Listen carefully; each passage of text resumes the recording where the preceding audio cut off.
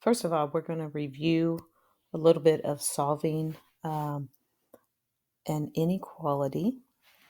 So remember on number one that this inequality is less than.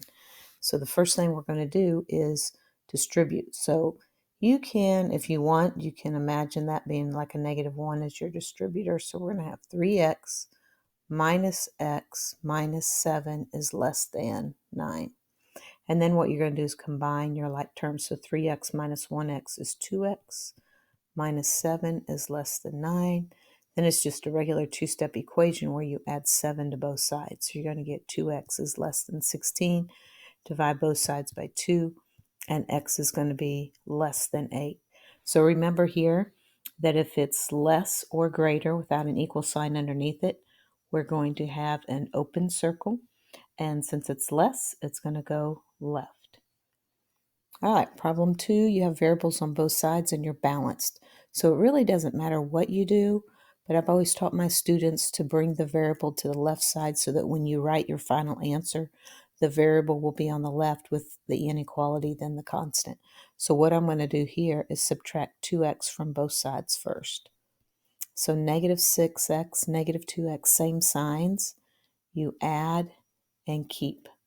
That's -7 is greater than or equal to 17. Now it's a regular two-step equation. We're going to add 7 to both sides. So we have -8x is greater than or equal to 24. Now then, when you divide both sides, divide or multiply, but most of the time we divide both sides by a negative, we're going to flip the inequality symbol. So instead of greater than equal to, it's now going to become less than equal to -3. So we're going to put the -3 here. Since it does have an equal sign, it's going to be a closed circle. And again, it's going to go less. So it will go to the left side. All right, now what we're going to do is we're going to graph inequalities with two variables. So we were just practicing graphing with one variable, and now we're going to use two variables. A few things that you need to be aware of. If it's greater or less, it is going to be a dashed line. So now we're going to be using a coordinate plane. So if you look at problem 3, it says y is greater than x minus 2. So you start at -2 right here, and then you're going to go up 1 over 1, up 1 over 1, and it will become a dashed line. And all values that are greater than -2. So what you want to do is look at this inequality and think of where are y values on the y-axis greater than -2? Well, they're above the line. So you're going to draw the dashed line. Why is it dashed? Because there's no inequality or no equal sign, sorry. And then why do you shade above? Because it's greater than. Greater than, and specifically the -2, the y-intercept. All right, let's take a look at number 4. This is y is less than or equal to 2x plus 2. So here's your 2, and then your slope is up 2 over 1.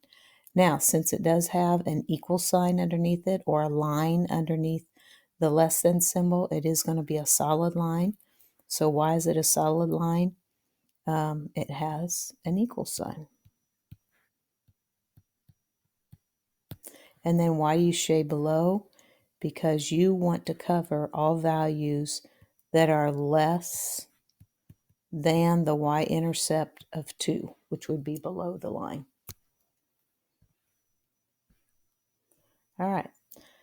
So on the second page here, these are just reminders from the front page. Let's go and erase a few things here. Just about solid or dashed line, shading above or below. So let's go ahead and take a look at problem number 5. It says graph the inequality and shade correctly. Check in calculator by deleting the equal sign and then choosing the correct symbol. So on number 5, let's go ahead and we are first going to begin with the y-intercept of 1. So right there is our first point. We're going to begin at 1. And then our slope is -2. So we need that to be a fraction. So anytime you have a whole number, you're going to put it a 1 underneath it. So we're going to go down to right 1, down to right 1. And since it has an equal sign, this is going to be a solid line. Put arrows on it. And now we want it to be shaded where y values, so along the y-axis, this is our y-axis, this is our x-axis, where are y values less than 1? And they're down, they'll be all down here. So that commits us to that side of the line. So that's why the lower part is shaded. Let's look at number 6. We don't have a y-intercept, so it's understood to be 0. And our slope is -4, which means -4/1. So I'm going to go down 4, right 1, and to get a third point, I'm going to go up 4, left 1. This one does not have an equal sign, so therefore it's just going to be a dashed line. Now then I ask myself, where are y values less than the y-intercept? Would be down here in the negatives. So that commits me to that side of the line. So I'm going to shade everything on this side of the line. Problem 7, my y-intercept is -2. And my slope is 1/3. So that's up 1 over 3, up 1 over 3. This has an equal sign. So it's going to be a solid line. And where are y values that are greater than -2? They would be above the line here. So everything's going to be shaded above the line. All right, let's take a look at what we have down here. It says review, practice solving for y. So on number 8, the first thing we're going to do is we're going to take that 3x and we're going to move it over.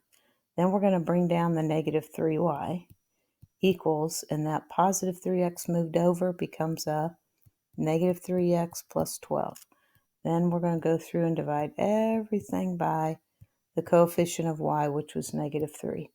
So then a negative over a negative gives us a +1, or just x, and 12 divided by -3 is -4.